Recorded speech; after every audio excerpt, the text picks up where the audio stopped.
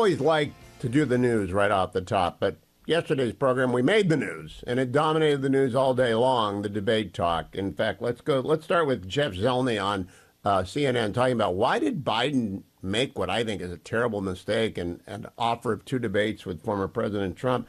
Here's Jeff Zeleny, cut number 8. Behind the scenes, the Biden campaign realized, I'm told several weeks ago, they knew they had to debate. A sitting president in, a strong position might try and hold off on this, but that is not where Joe Biden is. They realize that. Yeah, they realized that, and they did not anticipate that the former president would, by happenstance. I had set up my interview with him yesterday, a week ago. He just happened to be on the air when the debate challenge came out, so he was able to quickly see and raise Joe Biden. I've written my new Fox News column about that today. I head over to X and you'll find it. But as a result, there was a volcano of media yesterday. We have a supercut on responses to the debate acceptance. The former president's talked to me about it. Cut number 16, our supercut of reaction to the Trump debate news yesterday. It's, talk about channeling him. I mean, it's kind of ironic listening to him talk to Hugh Hewitt. I mean, that voice that I just heard, that guy's not ready to debate. That was low energy Donald. That guy's not making any sense. He's talking about, golf. That Joe Biden that we watched in that video, I love that Joe Biden. I think Democrats love that Joe Biden. So former President Donald Trump dropping big hints to Hugh Hewitt about who's on his roster because, you know what, it's getting pretty close, the summer conventions. So who will he pick for VP? By the way, does Doug Burgum have this locked up? No, but he's very good. I tell you, he's really good. Kayleigh McEnany on the revealing new interview, and there was more from the former president that we'll play for you after the break. I really think he has to debate. He might as well get it over with. Probably should do it early so that he can, he's not going to get any better. The Biden and Trump campaigns have been negotiating about holding debates for some time. 2 face-to-face meetings are planned, the first on June 27th, hosted by CNN in Atlanta. The second, hosted by ABC on September 10th. CBS News asked voters if they plan to tune in. I might watch part of it, but I think it'll just annoy me so much. I doubt it. I might, but I doubt it because I know what each one is going to say. The debates are not expected to include a live audience, and the Biden campaign wants moderators to be able to cut the mic to limit interruptions. We can do it in a manner where the rules are enforceable and that the American people have the opportunity to actually hear from the candidates before they cast their ballots. I am. Come on.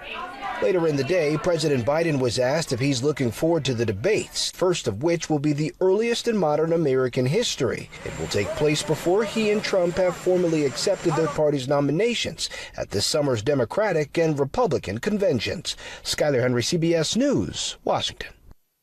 Kurt, we'll have your full First Alert forecast. Mr. Trump, who has repeatedly said he would debate anytime, anywhere, quickly agreed to the debates, adding, "Let's get ready to rumble," and saying on the Hugh Hewitt show. I really think he has to debate. He might as well get it over with. Probably should do it early so that he can, he's not going to get any better.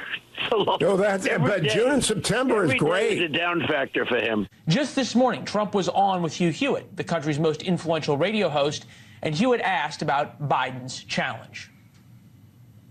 He may never show up to the debate. I know he accepted the debate, accepted more or less. He sort of accepted it, but let's see if he shows up. It's all misinformation, disinformation. Oh, sure, I'd love to debate. I want to debate, and then you can't make a deal with the guy. Let's see if he shows up to a debate. I think, at this point, President Biden, at least the Biden campaign and the folks around him, feel like they have the upper hand.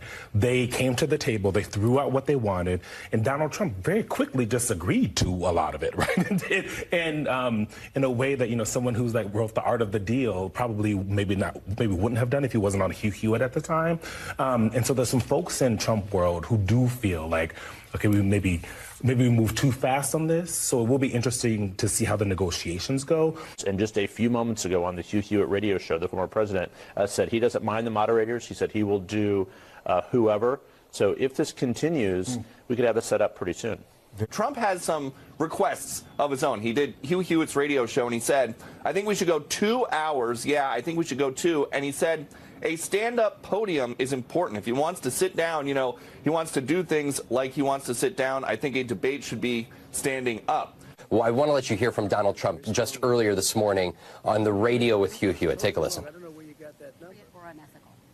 Nothing. President Biden just issued you a debate challenge for June and September with the Veeps talking in July. Do you accept? Oh, absolutely. I really think he has to debate. He might as well get it over with. Probably should do it early so that he can, you know, he's not going to get any better. No, but June and September is great. It's a down factor for him. Rick Grinnell, who knows, a future not chief of staff, whatever Hugh Hewitt thinks, and I know we're getting ahead of ourselves. Rick Grinnell, we thank you very much. Well, besides agreeing to do at least 2 debates today, former President Trump also talking about possible vice president and cabinet picks. Here he is on Hugh Hewitt's radio show earlier. Listen. Well, if you just listed a half dozen people, and I know Grinnell and I know O'Brien, these are my friends. I know Waltz is on your list, and I've seen the vice president list. By the way, does Doug Burgum have this locked up? No, but he's very good. I tell you, he's really good. But we're going to need a massive overhaul at DOD. You know how wasteful it is. We need a Waltz, we need a Pompeo, we need a Cotton over there. I'd love to know who's on your list just so we could assure people that there will be reforms at DOD. Well, all of the people you mentioned are real candidates. I mean, everybody you've mentioned. I mean, generally speaking, the people you like are the people that I like. I mean, to be honest with you, all right?